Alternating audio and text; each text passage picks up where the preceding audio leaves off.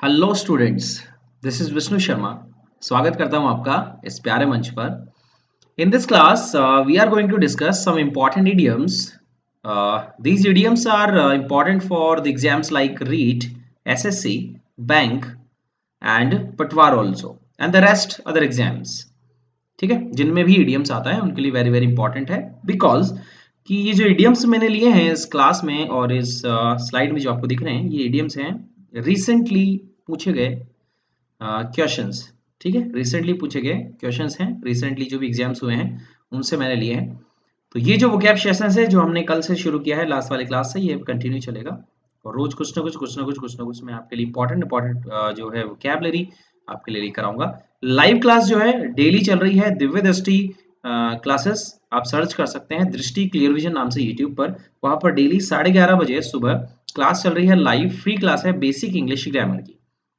ठीक है, तो वहां पर आप बेसिक इंग्लिश ग्रामर सीख सकते हैं, बिल्कुल जीरो टू हीरो वाली बात है वहां पर, वो सारी चीज आपको सिखाई जा रही है।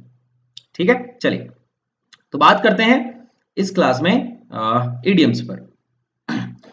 फर्स्ट इडियम देखें आप, फर्स्ट क्वेश्चन देखें आप, क्वेश्चन लिखा हुआ है a cock and bull story. A cock and bull story कभी सुनी है आपने? अरे एक मुर्गे और एक कॉक की कहानी कभी सुनी है? आई मीन एक बुल की और एक कॉक की कहानी कभी सुनी है? कभी किसी ने सुनाई ऐसी कहानी? ऐसी कहानी हो सकती है, आज तक तो सुनी नहीं। मतलब ऐसी कहानी कोई इंपॉर्टेंट भी नहीं है, फेक कहानी सी लग रही है हमें, लॉन्ग कहानी भी नहीं होगी और शॉर्ट स्टोरी भी नहीं होगी। आपका आंसर होगा बी, एन इमेजिनरी स्टोरी। एक ऐसी स्टोरी जिस पर कोई विश्वास ना करे। ठीक है, एन अनरिलायबल स्टोरी आप बोल सकते हैं। ठीक है, एक फेक स्टोरी आप बोल सकते हैं। दो तीन ऑप्शन एग्जाम्स में आते हैं, तो आपका फिलहाल जो ऑप्शन 2017 में आया वो था एन इमेजिनरी स्टोरी, तो आंसर होगा an imaginary story. A cock and bull story idiom है। नेक्स्ट बात करते हैं दूसरा, अ ग्रीन हॉर्न। अ ग्रीन हॉर्न, हॉर्न भी कैसा वाला? ग्रीन। अच्छा मान लीजिए, सिंपल सी बात आपको बताता हूं, कोई भी जो जानवर होता है ना, कोई भी जानवर जब जो छोटा होता है और जब उसके सींग आने लगते हैं, हॉर्न यानी जब उसके सींग आने लगते हैं, तो सींग का जो कलर है वो ग्रीन होता है। इतना भी ग्रीन नहीं कि पूरा ग्रीन ही है, लेकिन ऐसा लगता है कि मतलब अभी अभी सींग निकल रहे हैं। तो मतलब ऐसा कोई व्यक्ति जिसको आप ग्रीन हॉर्न बोलेंगे, इसका मतलब उसको अभी तक पूरा अनुभव नहीं है उस चीज का, अभी वो सीख रहा है। तो आपका आंसर क्या होना चाहिए? A option, an inexperienced man. An inexperienced man, कि एक ऐसा आदमी जो कि नोवाइस आप इसको बोल सकते हैं। क्या बोल सकते हैं? नोवाइस आप इसको बोल सकते हैं, नौसीखिया आप इसको बोल सकते हैं। क्या बोल सकते हैं? नौसीखिया, नोवाइस आप इसको बोल सकते हैं, जो अभी तक बिल्कुल सीख रहा हो, इनएक्सपीरियंस्ड, अभी तक इसको ट्रेनी आप बोल सकते हैं। ठीक है, अप्रेंटिस आप इसको बोल सकते हैं। ठीक है। चलिए, तो ये बात होगी दूसरे क्वेश्चन की। तीसरे क्वेश्चन पर आते हैं, बहुत इंपॉर्टेंट क्वेश्चन है, 2018 CHSL में पूछा गया था, 10+2 जो होता है एसएससी का। तीसरा क्वेश्चन है, अ सी चेंज। अब सी मतलब आप क्या होता है, आपको सबको पता है, समुद्र होता है। सी मतलब क्या होता है, सबको पता है, समुद्र होता है। तो अगर समुद्र में कोई परिवर्तन आता है तो मुझे बताओ, कोई छोटा मोटा परिवर्तन होगा या उस परिवर्तन को सब लोग देखेंगे? मुझे बताओ, एक बार सोच कर देखो कि एक समुद्र जैसा परिवर्तन मतलब कि यार एक बहुत बड़ा परिवर्तन जो लगभग मतलब काफी सारी चेंजेस आपकी लाइफ में ले आए, ऐसा कोई परिवर्तन, ऐसा कोई मोड़ आ जाए, जैसे अभी आ गया है, कोरोना पीरियड चल रहा है, कोविड-19 का समय चल रहा है, ये इसको क्या कह सकते हैं अपन? एक सी चेंज, एक समुद्र जैसा परिवर्तन हम देख सकते हैं। जैसे एक समुद्र में परिवर्तन आ जाता है, सब कुछ बदल जाता है, ऐसे ही आजकल इस संसार में, इस वर्ल्ड में, ठीक है, सारी दुनिया में सब कुछ बदल गया है। तो एक प्रोफाउंड यानी बहुत ज्यादा बड़ा, इंपॉर्टेंट और नोटेबल चेंज, जिसको सभी लोग नोट करें, देखें, ध्यान दें, ऐसा परिवर्तन क्या कहलाता है? सी चेंज कहलाता है, समुद्र जैसा परिवर्तन कहलाता है। बाकी ऑप्शन है सडन चेंज, अचानक आया हुआ परिवर्तन, आने वाला स्टॉर्म यानी तूफान, इनकम्प्लीट चेंज नहीं होगा। किसी भी चीज में पूरा परिवर्तन आ जाए किसी की लाइफ में तो वो सी चेंज है। जैसे मान लीजिए शादी होती है ना, तो शादी बाद जो लड़के की लाइफ में चेंज आता है उसको आप सी चेंज बोल सकते हैं। कंप्लीट चेंज आ जाता है, बेचारे की लाइफ ही खत्म हो जाती है, ऐसे मान लो आप। ठीक है, तो आप उसको सी चेंज बोल सकते हैं। ठीक बात यहां तक? तो तीन क्वेश्चन हमने पढ़ लिए हैं। नंबर क्वेश्चन 4 पर आते हैं, अ मूट पॉइंट। नंबर 4 क्या है? अ मूट पॉइंट। मूट पॉइंट, एक सेकेंड मैं बस मैन सेलेक्ट कर लूं वापस। ठीक है, तो अ मूट पॉइंट, कैसा पॉइंट आ जाए? मूट पॉइंट आ जाए। मूट पॉइंट मतलब होता है कि एक ऐसा पॉइंट, एक ऐसी बात जिस पर आप क्या कर रहे हो, झगड़ा कर रहे हो, ऐसी बात जिस पर आप क्या कर रहे हो, झगड़ा कर रहे हो, जो झगड़े वाली बात हो, ठीक है, जैसे समथिंग डिस्प्यूटेबल, समथिंग डिस्प्यूट होता है ना, डिस्प्यूटेबल होता है ना, डिस्प्यूट यानी क्या होता है, विवाद, झगड़ा, ये सारी चीजें होती है। तो समथिंग डिस्प्यूटेबल यानी कोई ऐसी बात जिस पर झगड़ा हो सके, बहस हो सके, ऐसी बात को हम क्या बोल सकते हैं, अब मूट पॉइंट बोल सकते हैं। क्या बोल सकते हैं, मूट पॉइंट बोल सकते हैं। ठीक बात। क्वेश्चन नंबर 4 हो गया, आंसर है आपका बी। 3 ऑप्शन है, समथिंग अग्रीएबल जिस पर सहमत हुआ जा सके, कोई चीज अनक्लियर है, या समथिंग अननोन जिसको आप जानते नहीं, ये आंसर नहीं है। मूट पॉइंट जब भी एग्जाम में क्वेश्चन आएगा, मूट पॉइंट, कौन सा पॉइंट, मूट पॉइंट, कौन सा पॉइंट, मूट पॉइंट। अब मूट पॉइंट, यार ये तो भाई साहब एक मूट पॉइंट है, यानी ये तो एक झगड़े वाली बात है भाई, ये तो मूट पॉइंट है, यानी ये तो झगड़े वाली बात है भाई, इस बात से मैं एग्री नहीं होगा। ठीक है, तो ऐसी चीज क्या है, मूट पॉइंट कहलाती है। ठीक है, क्वेश्चन नंबर 5 पर आते हैं।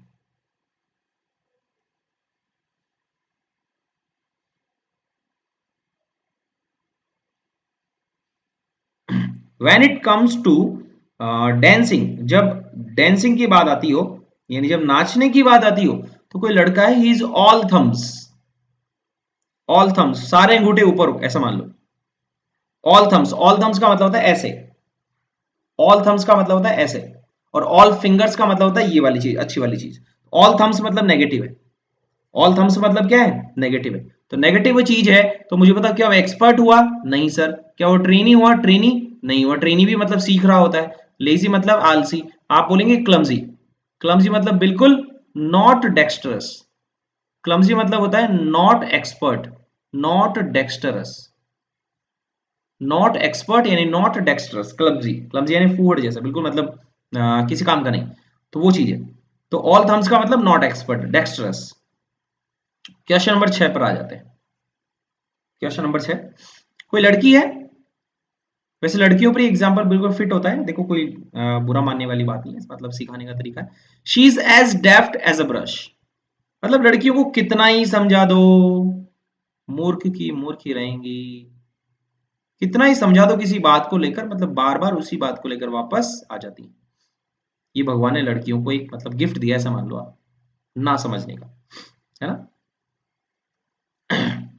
जो भी झगड़े होते हैं ना ज्यादातर, वो इनकी वजह से ही होते हैं लाइफ में। कोई बात नहीं भाई, चलते हैं आगे। तो she is as deft as a brush, वो ब्रश जितनी डेफ्ट है, जैसे ब्रश, ब्रश जब हम ब्रश करते हैं दांत में, मतलब ठीक है, तो ब्रश इधर उधर भागता रहता है, मतलब कभी कंट्रोल में नहीं रहता ज्यादातर। ठीक है, तो ब्रश की जब भी बात आएगी आपके एग्जाम में, आप बोलेंगे वेरीसली, बहुत पागल, मूर्ख, मूर्ख। ठीक है, वेरी बिटर, बहुत ज्यादा कड़वी, कड़वी तो नहीं कह सकते, सॉफ्ट कह सकते हैं, अनरिलायबल, और वेरी हार्ड। अनरिलायबल मतलब जिस पर विश्वास ना किया जा सके। वैसे अगर लाइफ की बात की जाए तो बिल्कुल सही है, विश्वास नहीं करना चाहिए, कोई बात नहीं। फिलहाल आंसर होगा she is as deft as a brush. कोई अगर ब्रश के जैसे डेफ्ट दिखे तो आप उसको बोल सकते हैं कि यार वो तो बहुत पागल सा है, मूर्ख। Question number 7, I always remember my alma mater, alma mater बहुत बार पूछा गया है। मैं अगर मतलब नॉर्मल भी बोलूँ ना, तो कम से कम 10 से ज्यादा बार मैंने इसको आपके एसएससी वगैरह के बैंक के एग्जाम में देखा है। ठीक है, तो I always remember my alma mater, सबको अपना अपना आल्मा माटर याद रहता है, सबको अपनी अपनी पढ़ाई वाली जगह याद रहती है, सिंपल सी बात है। जहां अपन ने स्कूलिंग की है, कॉलेज की, जहां सबसे ज्यादा मजे मारे ना, वो जो कॉलेज है, वो जो इंस्टीट्यूशन, वो जो संस्था है जहां से आपने एजुकेशन प्राप्त की है ना, उसको सभी कोई नहीं भूलता है। तो आप क्या बोलेंगे, यार मुझे मेरे आल्मा माटर की याद आती रहती है, यानी मुझे मेरे स्कूल की या कॉलेज की जहां पर भी आपने पढ़ाई करी उसकी याद आती रहती है। तो आल्मा माटर मतलब क्या हो गया, ऐसी जगह है जहां पर आपने पढ़ाई करी हो। तो सीधा सीधा आंसर हो जाएगा इंस्टीट्यूशन, इंस्टीट्यूशन ऑफ एजुकेशन, पढ़ाई वाली जगह। प्यार, मदर, मदर का प्यार भी नहीं होगा इसमें, बर्थ प्लेस भी नहीं होगा। मिस्टेक तो ऐसे ऑप्शन मिलते रहते हैं, ये भी गलत है, ये भी गलत है, बी भी गलत है, आपका आंसर होगा डी ऑप्शन, पढ़ने वाली जगह जहां पर आपने एजुकेशन प्राप्त की हो, जहां से।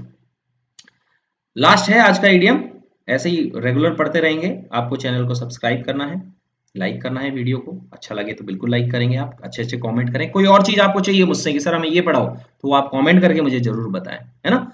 और शेयर जरूर करें इसको। देखो इट्स अ न्यू चैनल और I am working hard for you. मैं आपको फ्री क्लास भी प्रोवाइड करा रहा हूँ। मैंने बताया कि दृष्टि क्लियर विजन जैसे आप सर्च करेंगे यूट्यूब पर 11:30 बजे क्लास मिलेगी आपको सुबह रोजाना फ्री। वहां पर आप क्लास देखें, ठीक है। और इस चैनल पर आपको रोजाना कुछ ना कुछ अच्छा अच्छा मिलता रहेगा, ठीक है। तो शेयर करना बनता है, सभी लोगों तक अपनी बात पहुंचाना बनता है। बात आ जाती है अगले इडियम पर, अगले मुहावरे पर। अ डॉग्स ब्रेकफास्ट। कभी डॉग का ब्रेकफास्ट देखा है? कैसे रहता है? अजीब सा बिखरा हुआ सा। डॉग कैसे ब्रेकफास्ट करता है आपको पता है? मतलब कभी भी ढंग से ब्रेकफास्ट नहीं कर सकता, उसमें दिमाग थोड़ी होता है। तो डॉग्स ब्रेकफास्ट का मतलब है डॉग्स ब्रेकफास्ट ऐसा ही रखा जाता है कि मतलब बिल्कुल मैसी सा, बिल्कुल बिखरा हुआ सा। तो कोई चीज अगर ऑर्डर में नहीं हो, बिल्कुल मैसी हो, तो टोटल मैस, बिल्कुल डर्टी सा दिखे, मतलब बिल्कुल खराब सा, खराब सी जॉब। इसका एक ऑप्शन और मिलता है एग्जाम में, अ पुअर जॉब। ये और एग्जाम में मिलता है, a poor job. A poor job भी इसका आंसर हो सकता है। तो फिलहाल चार ऑप्शन है हमारा। टोटल मैस, टोटल मैस यानी पूरा इधर उधर बिखरी हुई चीज, ऑर्डर में नहीं हो, तो ऐसी चीज को हम टोटल मैस बोल सकते हैं। पुअर जॉब भी बोल सकते हैं। कुत्तों के लिए ब्रेकफास्ट सीधा सीधा दे दिया। प्यूट्रिड, प्यूट्रिड मतलब होता है सड़ा हुआ। सड़ा हुआ ब्रेकफास्ट में नहीं होगा, कुत्ते को सड़ा हुआ ब्रेकफास्ट नहीं देते हैं। सड़ा हुआ भी नहीं होगा आंसर। ग्रेटली डन जॉब, इस बस इसका उल्टा कर लो, पुअरली डन जॉब कर लो, बस ये आंसर हो जाएगा।